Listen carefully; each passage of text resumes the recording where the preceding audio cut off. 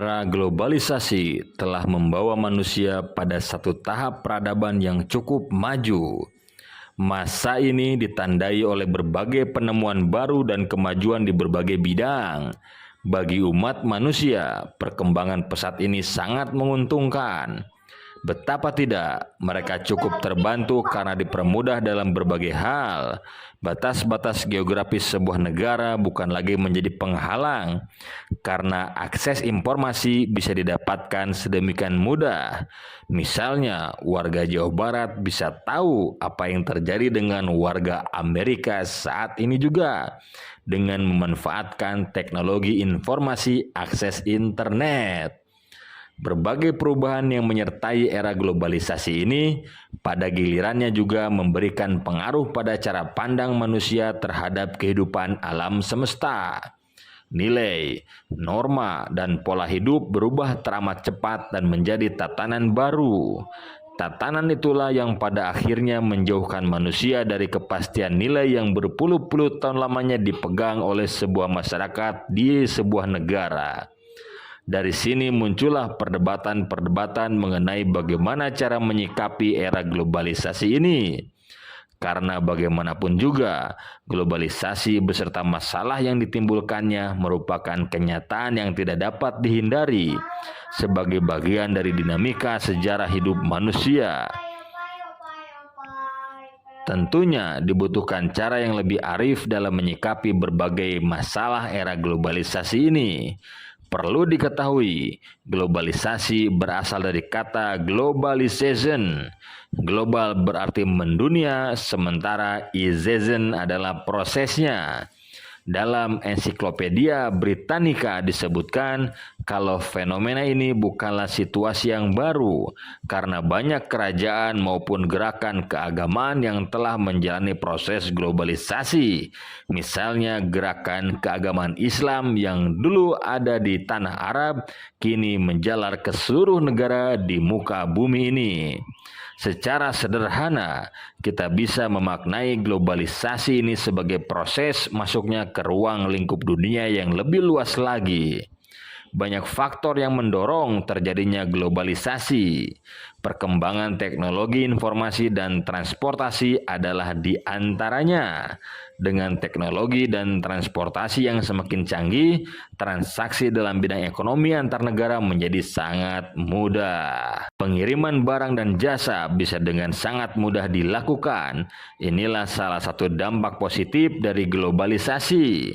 Dampak positif lainnya adalah pengembangan ilmu pengetahuan, terjalinnya hubungan antar warga dunia, informasi yang sedemikian mudah diakses, dan aspek-aspek lainnya. Selain berdampak positif, ada juga akibat negatif dari fenomena globalisasi ini. Kemajuan teknologi informasi dan komunikasi di satu sisi memberi kemudahan bagi masyarakat dalam mengakses informasi, mengembangkan segenap potensinya serta tuntutan perjuangan hidupnya.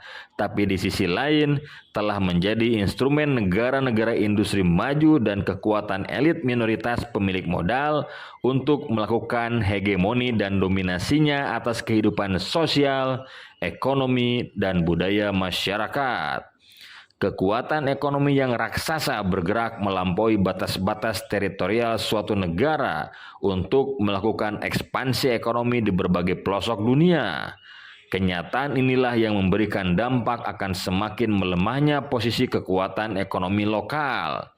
Dalam ranah budaya, hegemoni ini tampak dalam penciptaan pola hidup konsumeristik dan pop kultur yang memposisikan manusia sebagai objek distribusi produksi belaka.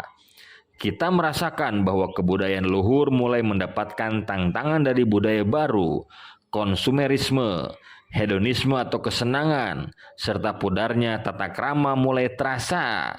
Kehidupan pertanian perlahan-lahan mulai ditinggalkan. Karena pada saat yang sama, masyarakat bergerak menjadi masyarakat industri. Ada 3 respon yang bisa diberikan oleh sebuah kelompok terhadap fenomena globalisasi ini. Pertama, kelompok rejeksionis yang menolak mentah-mentah segala bentuk produk pemikiran era globalisasi. Kelompok ini percaya bahwa yang berbau asing harus ditolak karena tidak sesuai dengan jati diri serta kepribadian bangsanya. Sikap ini sambil dibarengi dengan sikap superior atau mengakui bahwa hanya kebudayaannya saja yang paling luhur sementara yang lain lebih rendah. Kelompok kedua adalah mereka yang menerima segala bentuk produk globalisasi dengan tidak pernah melakukan saringan terhadapnya. Ini kebalikan dengan sikap kelompok pertama. Mereka menerima tanpa filter atau saringan nilai budaya serta tradisi yang datang dari luar kebudayaannya. Misalnya, saat ini K-pop yang digandrungi oleh banyak remaja di Indonesia, akibatnya banyak remaja-remaja Indonesia yang tanpa filter atau saringan menerima segala bentuk kebudayaan Korea yang belum tentu pas untuk kebudayaan Indonesia asli. Sementara yang ketiga adalah mereka yang memilih untuk bersikap adaptif, tidak menampik tetapi juga tidak menerimanya begitu saja. Dengan kata lain, ada proses seleksi untuk memilih dan memilah produk mana yang sesuai dengan napas kehidupan bangsanya sambil melakukan refleksi kritis terhadap segala hal yang merupakan bentukan dari masa ini. Seperti halnya masyarakat dunia yang punya pengaruh terhadap kehidupan kita, begitupun juga sebaliknya. Kehidupan kita sebagai sebuah bangsa ikut membentuk identitas masyarakat dunia. Apa yang kita miliki, nilai, tradisi, budaya, dan lainnya menjadi bagian dari kekayaan kebudayaan dunia yang begitu kaya. Di antara kebudayaan itu, semuanya memiliki keunggulan dan kelebihannya masing-masing.